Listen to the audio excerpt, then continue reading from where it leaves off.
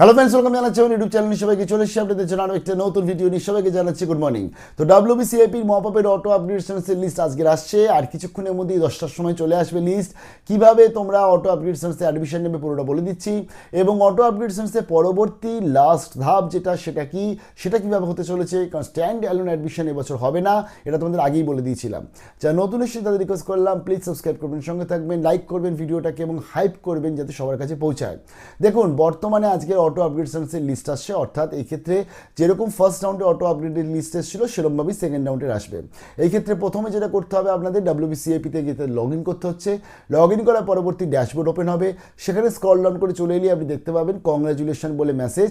এবং যদি আপনি অটো আপগ্রেডেশনসে ওপরের দিকে কলেজের সিলেকশন পেয়ে যান তাহলে আপনার কংগ্রাচুলেশন দিয়ে সেই কলেজের নাম চলে আসবে, এবং সেখানে আপনার থাকবে হচ্ছে পরবর্তী অন্যান্য যে সমস্ত কলেজগুলো রয়েছে সেগুলোরও নাম থাকবে, বাট আলটিমেটলি ওপরের দিকে কলেজগুলো চান্স পেয়ে যাওয়ার কথা, এবং সেই অনুযায়ী নাম চলে আসছে। পরবর্তী আপনাকে করতে হবে পেমেন্ট, এবং পেমেন্টের সময় আপনি রিজার্ভ ক্যাটাগরি আন্ডারে যাবেন নাকি আনরিজার্ভে যাবেন।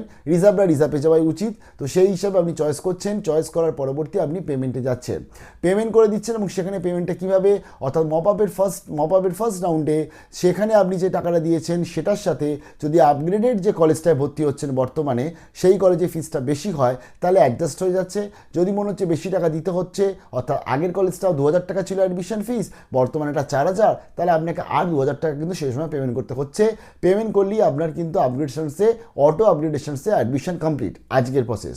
এবং তার পরবর্তী আপনাকে 3 থেকে 5 তারিখের মধ্যে কলেজে গিয়ে আপনার ডকুমেন্টস সাবমিট করতে হচ্ছে। কলেজ কিন্তু নোটিফিকেশন দেওয়া শুরু করে দিয়েছে। এবার ব্যাপারটা হচ্ছে, এটা তো গেল অটো আপগ্রেডেশনসের প্রসেস, যেটা আপনারা মোটামুটি সবাই জানেন, কারণ এর আগের প্রসেস যেটাও এটা প্রসেস সেম। থার্ড প্রসেস কী আছে, থার্ড রাউন্ড কী আসছে?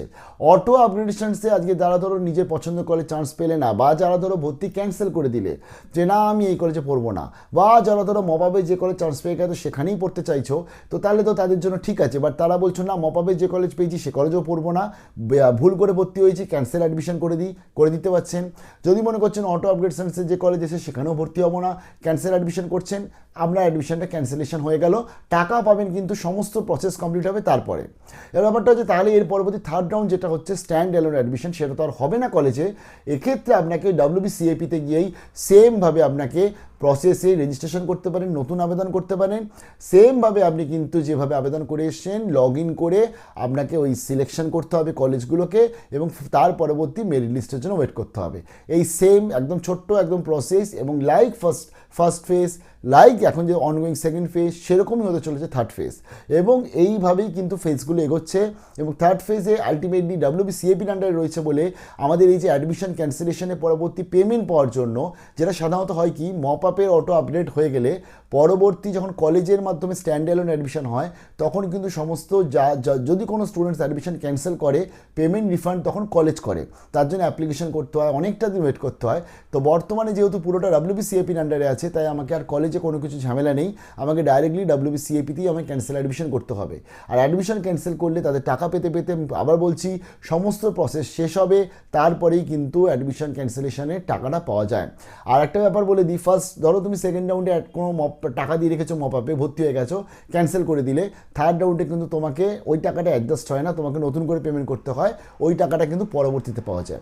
তো যারা চান্স পেলে কমেন্ট সেকশনে জানিও, পরবর্তী থার্ড রাউন্ডের জন্য কতজন স্টুডেন্টস ইন্টারেস্টেড সেটাও জানিও, এবং এই ডিটেল ভিডিও খুব তাড়াতাড়ি আনবো, কারণ গাইডলাইন্স আসতে চলেছে থার্ড রাউন্ডের জন্য, শেয়ার করে দেবো। ভালো থাকবে, বেস্ট অফ লাক।